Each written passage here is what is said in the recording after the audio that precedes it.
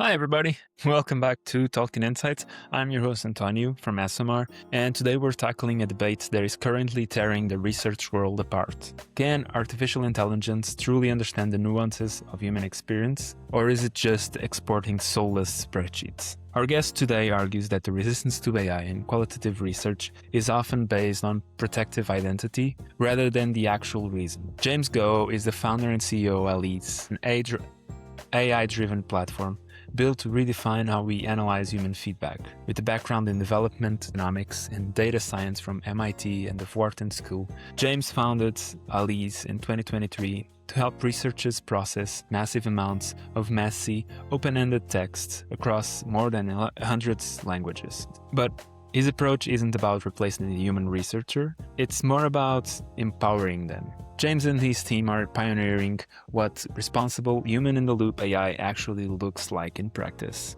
And they've put this to the test on a massive global scale, deploying AI to assist with complex humanitarian evaluations for UNICEF and some cross-reports for the UN evaluation group. It's a very interesting project that James and his team are working on, and the way that they're bringing AI and humans together and to fill the gaps that one another can have. As always, I hope you enjoy the conversation and learn something new. Now, without further ado, here's James.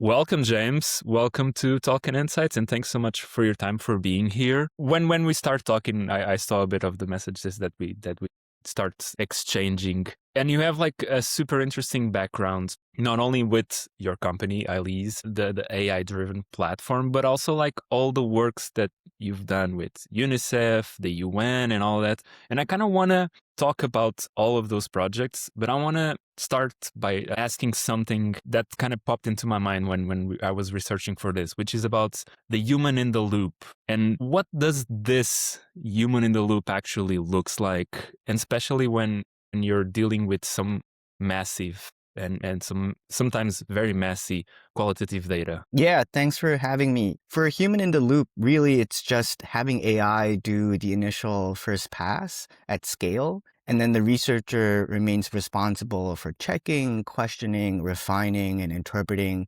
whatever that comes back. And so it's really an iterative cycle. One of the more memorable case studies that we did was with UNICEF, with the UN Children's Fund, and we analyzed a lot of their humanitarian responses. So the AI, of course, could very easily look through, thousands of open-ended responses all at once. And when the AI did some of those summaries, a lot of it sort of concurred with what we expected, but there was a huge gap that we discovered. A lot of insights we felt were missing from the data. And when we had the human do that human in the loop process, we realized that actually a lot of what we expected was not in the data, and that itself was a key insight. And so one of the takeaways from that project was, AI can only tell us what's in the data. It doesn't really come out and flag like, oh, the data doesn't talk about this, it doesn't talk about this. And so that's really a good example of human in the loop process, because if you took the human out of the loop, then the AI would just report what's in the data. But actually what's not in the data is also equally interesting and an important finding. And so it's really important to have that human in the loop, making sure that each step you're reviewing all the insights. And I think that really is a good example of why that's so important and what it looks like in practice. Yeah. I feel like sometimes in this industry, we just look at data as just data and just numbers and things, and we forget that there's a story behind it. Is there a way to prevent AI to transform this rich human histories and all of these stories that we have into just soulless data points? Yeah, I think that's really a risk. If you don't want the AI to just quantify everything. And the whole point of a lot of qualitative data and qualitative analysis is to enrich the stories. And so one is, keeping that in mind, how you're using AI to make sure you're always surfacing examples and surfing the stories So you're not just focused on quantifying everything, because then you lose a lot of the richness of the data. Another way to think about it, which I think will be increasingly interesting, is actually how do we use AI to collect richer stories and richer human data? So one example is with UNESCO that we did.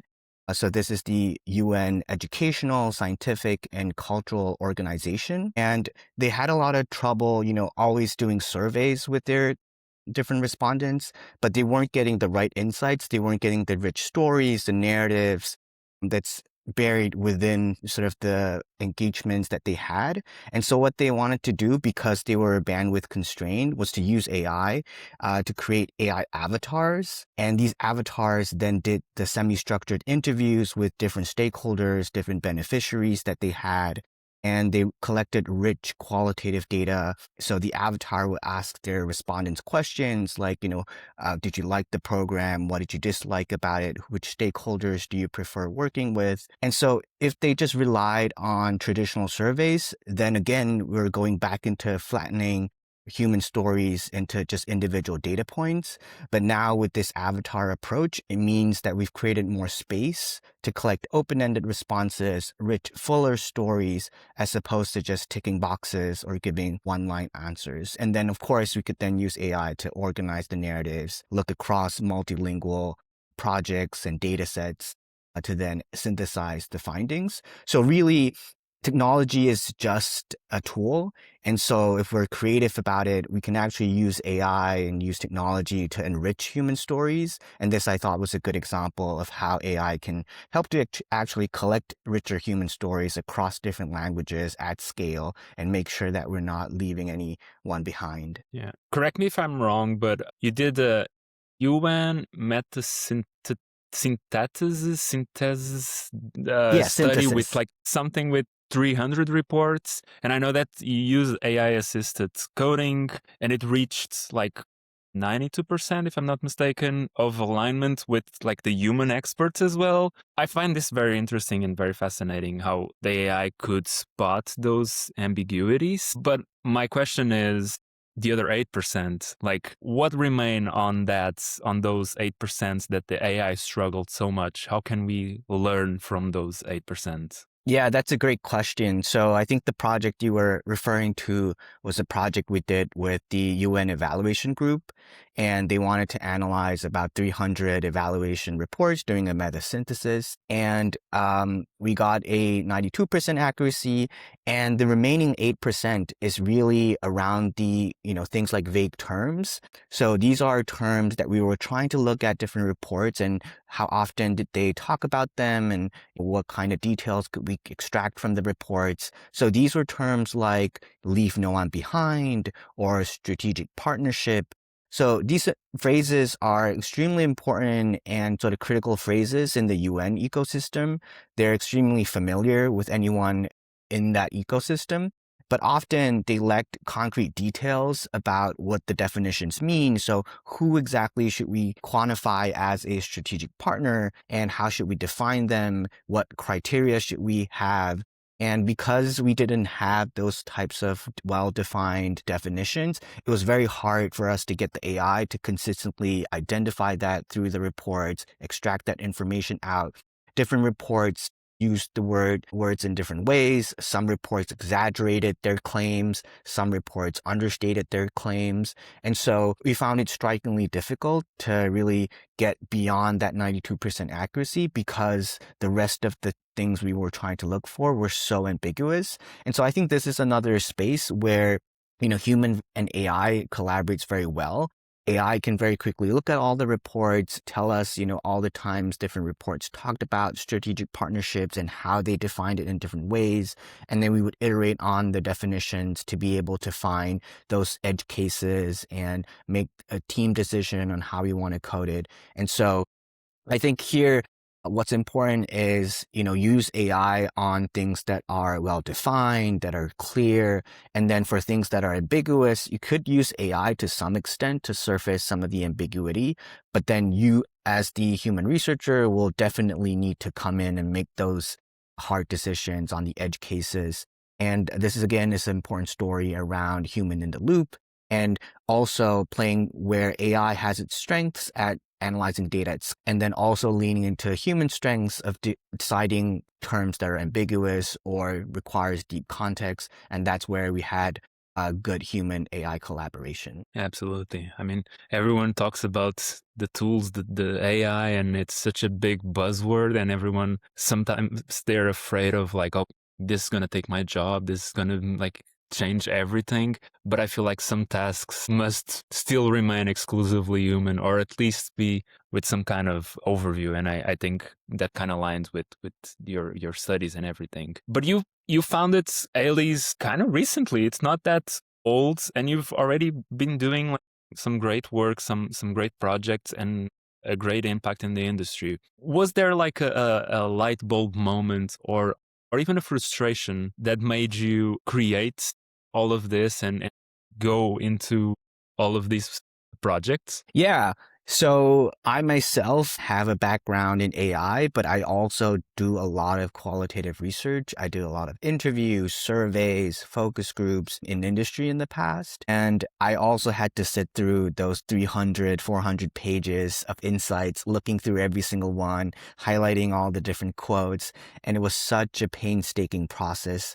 And so, having some understanding of AI at the beginning, particularly when he got started, having a sense of where the technology would be headed, and also understanding the use cases and the scope where AI could play. I thought that really lent to a good potential software innovation around this. That was sort of the first light bulb moment where I was just sitting there looking through all my data and thinking about how I could do this in a much more efficient way. The other was also actually talking to ChatGPT. This is another use case where I was discussing with ChatGPT, coming up with interview guides myself. And I discovered that actually I could have a pretty interactive conversation with ChatGPT and looking forward, it's obvious that, we could hold conversations and do some of the interviewing. And that's where it led us to also try out to develop these AI avatars, which are lifelike and then can talk to your respondents in many different languages.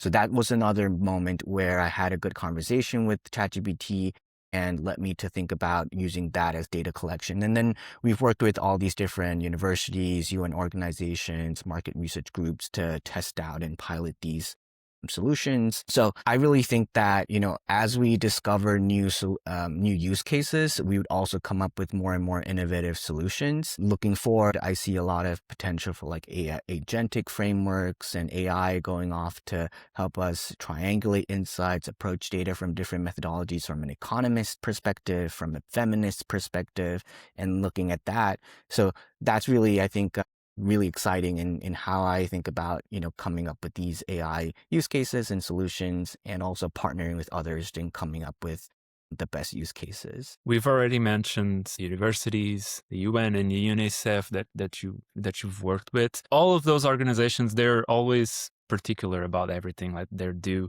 And I feel like it requires an immense trust, especially when you're dealing with vulnerable populations or evaluating stuff. How do you build trust with the research teams? Because some of these research teams sometimes are very skeptical of an algorithm handling all these sensitive data. How do you build that trust with the research teams?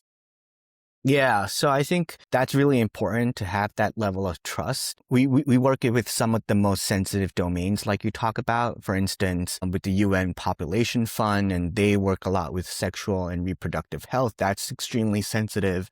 So it's not just an afterthought. Of course, the basics have to be sort of dealt with. So that's like, all the technical measures like end-to-end encryption, making sure we don't train on people's data, making sure that they have full control over their data, they can delete it at any time. So that's sort of the basics. The other is making sure that we work very closely with them to implement on the solution, to actually go to their offices, actually sit down with them, work with them through their use cases and the software.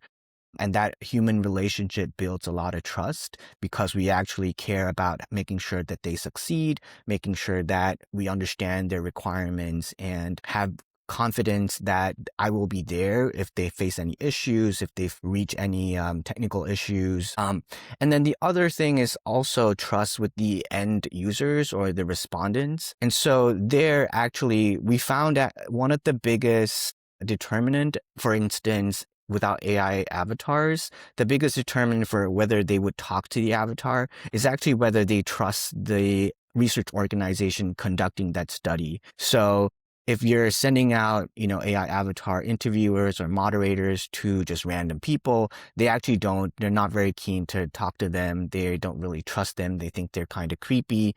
But actually, when we have some of the UN organizations send it to their own organizations or their implementing partners or the beneficiaries, suddenly we see the respondents really like to talk to the avatars and really want to contribute their information. So it's also your branding, also your research domain, also the relationship you have with your respondents that makes a huge difference. And so what you talked about is really important. Trust really is that deciding factor between good and bad research. And that just starts with not just technical measures, but that human relationship that we have with everyone in the ecosystem. Yeah. Perfect. I mean, that's great. To finalize, I have like one final question. We have some people listening right now that are probably dealing with the mountains and the amount of data and open-ended feedback that they sometimes have. And especially when they want to start using AI, I feel like some people are really struggling with like, what's the first step? Things should I have in consideration and all that. So my question is kind of like on the advice slash things to look out for. And it's like, what's, in your opinion, your very first step that they should take, to ensure that we keep the human in the loop? Yeah, so I really think that you just have to try and take that first step. So it's often hard to imagine AI use cases, thinking about it in abstract terms. So for instance, there's always a lot of concern around things like bias or hallucinations and things of that nature. But in the use cases that I deal with, actually, when you try out using AI, you'll realize that, for hallucination, you can actually click on quotes to see where they appear in the transcripts. You can actually look at the verbatim quotes and map that to your underlying data. For things like bias, you realize that AI is just summarizing what people already just say, and it's not doing much interpretation in the way that a lot of tools work these days. So you have to really take that first step to try it out, and then you'll get a much better sense of what AI can and cannot do. And then once you try it out, you'll then figure out the best workflows and where you could best leverage that kind of technology. Let me just give one example. So this is with Penn State and Arizona State, where they had 171 classroom discussions. So imagine that volume data, just exactly the same scenario that you talked about. There are mountains of data, and they wanted to use AI, but as universities do, they had a lot of discussions around, the ethics, the bias, the hallucinations, and all of those concerns. And of course, they took a long discussion before they took the first step. But actually, when they took the first step and we measured the accuracy, we got a 97% accuracy. And so a lot of the concerns they had was really not that important. And what we realized was the key challenges were around things like, how do we organize the data? How do we make sure that we measure things correctly? And so a lot of the concerns were very different from the ones that they thought about abstractly. And so really, you should just take that first step, and then you'll discover for your use case, for your data sets, what would be the real issues with using AI. So I think that would be my biggest recommendation. Perfect. James, thank you so much for the conversation. It was really inspiring and really, really eye-opening to keep the human bit. I think it's very important. Sometimes we're just like doing our day-to-day jobs and we trust so much in these tools that we kind of forget that there's also a human bit that should be involved in this process and this project. Thank you so much for the time. And that's all for today, folks. Talking Insights is a production of Research World and SMR, bringing you the stories, voices, and ideas shaping the insights community around the world. If you'd like to be featured in a future episode, share your story, or learn more about sponsoring opportunities, send us an email at podcast@smr.org. And don't forget to like, follow, and subscribe wherever you listen to your podcasts. and join us next week for another great conversation. See you.